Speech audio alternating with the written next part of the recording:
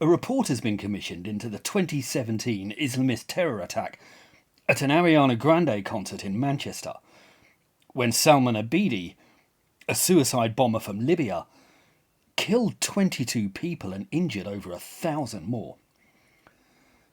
That report has highlighted 7 key failings. No one declared a major incident. Fire crews took more than 2 hours to attend. There were not enough paramedics. Triage failed, which is the assignment of degrees of urgency to wounds to decide the order of treatment of a large number of casualties. There could have been more survivors. There was poor communication, and first aid training was inadequate. But there's a glaring omission there, because they've neglected to include the single greatest failing.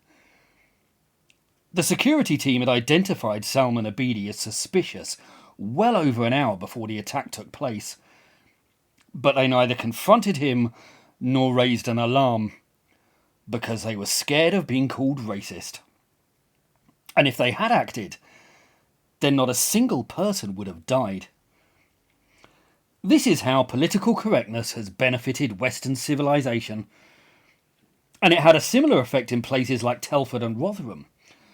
Because the authorities there were scared of being called racist, they allowed gangs of thuggish Pakistani men to carry on raping poor white girls for years. These were just children, some only 11 or 12 years old. Thousands of little girls were abused by these gangs. The sort of facile idiots who push political correctness insisted on telling us that all it meant was making society nicer. Well, it isn't. It's led to dozens of people being murdered and thousands of children being raped. And while these are the worst consequences, they're far from the only ones. In Britain, 2 policemen were jailed for telling jokes in a private WhatsApp group. In Ireland, Enoch Burke, a teacher who refused to use the they pronoun on religious grounds, was also jailed, though he could have refused to use the term on grammatical grounds as well. Thousands of people are kicked off social media, abused or hounded from their jobs every single day for failing to adhere to the ever-shifting tenets of the woke mob.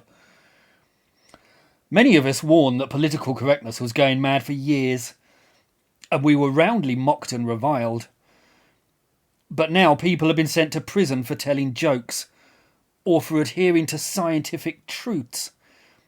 There are indoctrination sessions in Newspeak and Wrongthink in every company and institution in the land, and fat, ugly men are winning women's beauty pageants.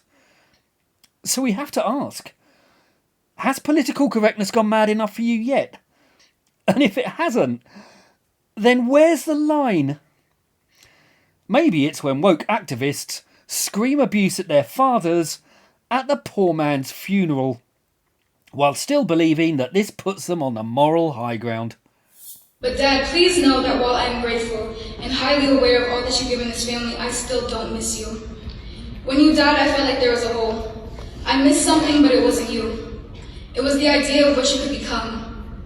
I missed being able to hope and wish that one day you'd turn a corner and see the world from my perspective. I missed the idea that one day you might help me fight for the things that matter. I missed my fantasy of you. Because when you died, it solidified the fact that you'll never be what you could have been, but only what you are. And what you are is a racist, misogynistic, xenophobic, Trump-loving, cis-straight white man. That is all you will ever be to me. And Dad, before you tell me to respect the dead, please remember that you disrespected and disregarded the lives and deaths of entire communities of people with your ideology. You told me to never back down, so I won't. You know for a fact that even against you, I'm not afraid to share my peace. You are everything I aspire not to be, and I refuse to stand up here and sing the praises of a man who is the paradigm of white supremacy. So I'll take your racist mindset, I'll take your money, and I'll take your advice. And I swear to God I will make this world a better place, not at all because of you, but in exact opposition to you. Thank you.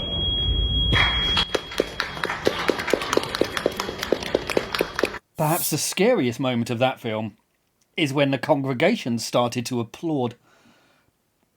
Some of us warned you this was coming decades ago, because policing thoughts, words and ideas never ends well.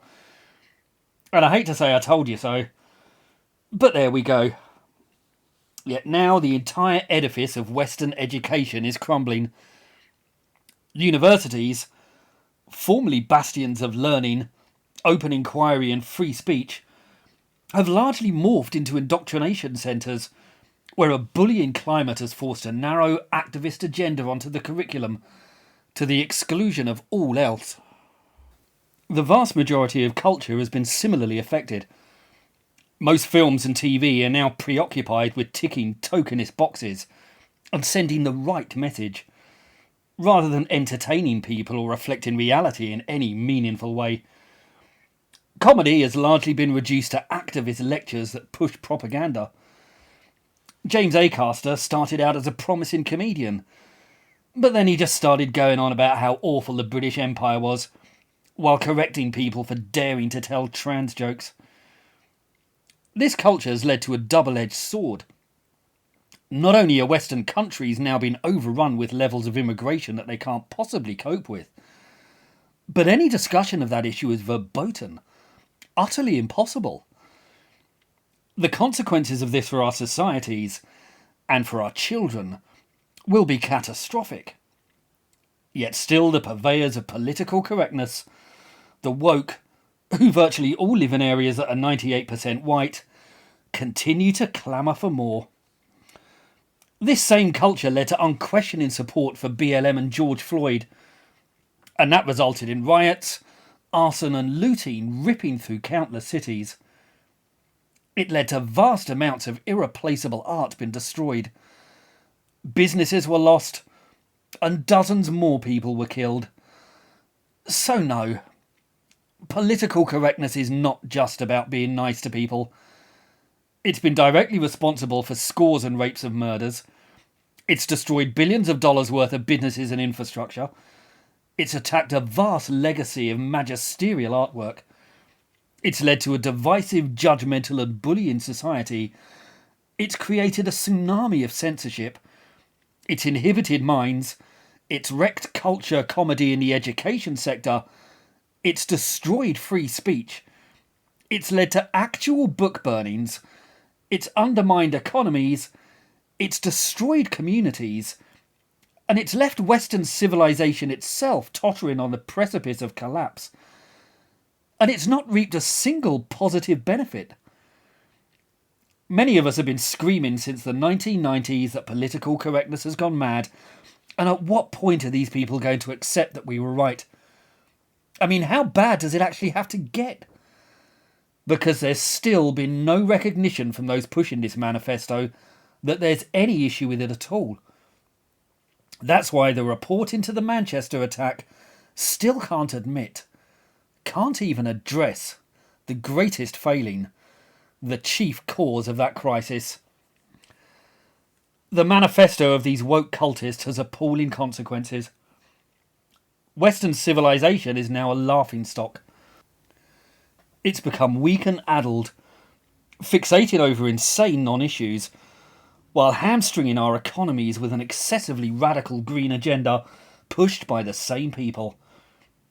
We're sliding into weakness, economic collapse and irrelevance, as more aggressive cultures like China, Russia and fundamental Islam flex their muscles and manoeuvre to exploit our failings.